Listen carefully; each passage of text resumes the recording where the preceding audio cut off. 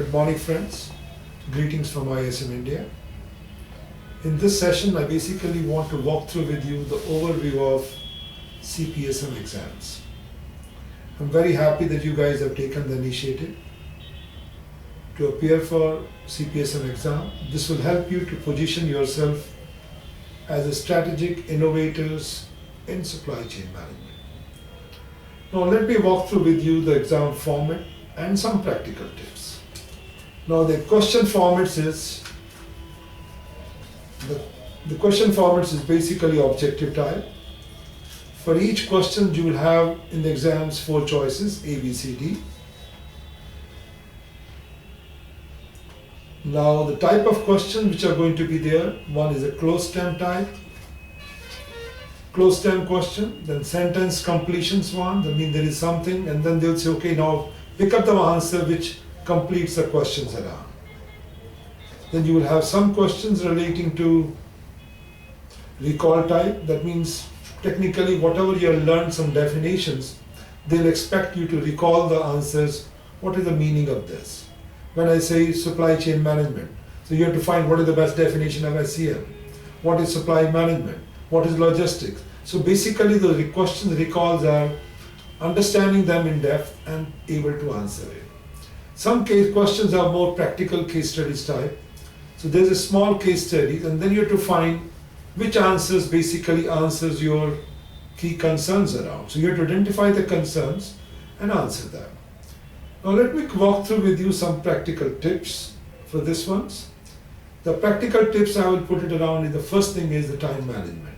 That's the most crucial thing. In your exams you will have in the exam 1, there are 165 questions, out of which 15 are experimental. Now you are getting only 2 hours 45 minutes. In short, I would call it you have 1 minute per questions. So you have to be very good in justifying the timing, don't waste too much time on each question. Now here I would put it around is some practical tips. First, try to read the scenario. Read the question and read the scenarios. Identify the topic. Is the topic negotiation? Is the topic supply management? Is the topic international sourcing? Identify that. Then the second thing I will request you is to reading the questions and understanding as to what the question is asking. You have to really understand what the question is asking and relating it to the scenarios. And last, I would like to tell you is that try to read all the 4 answers and you will easily find out of 4 answers, you can discard 2 answers that don't relate to the topics.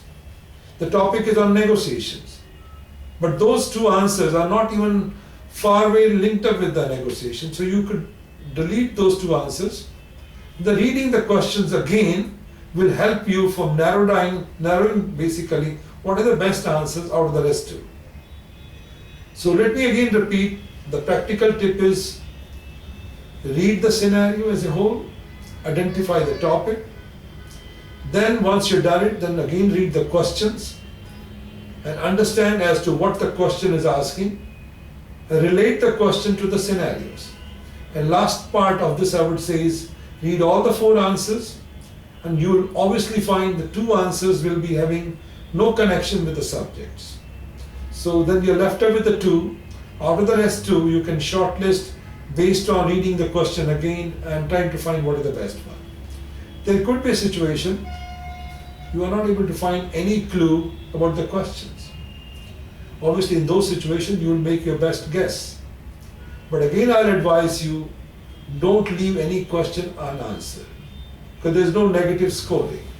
So move on to this something which needs more attention then. The last thing I would say is when you're reading your books, with the study guide or the professional series, because you've got 2 books, one is study guide and one is the professional series. Study guide is structured the way questions are framed in the exam. But sometimes from the study guide you will not be able to get the real concept behind each chapter.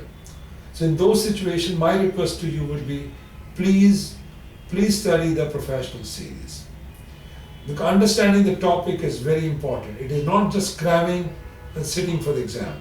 If you're not understood the subject, I'm sorry, you will not be able to clear that questions very well. Well, friends, with this, I want to wish you all the best. And in my next session, I'll be covering up the first chapter, which is on contracting and negotiation. Thank you.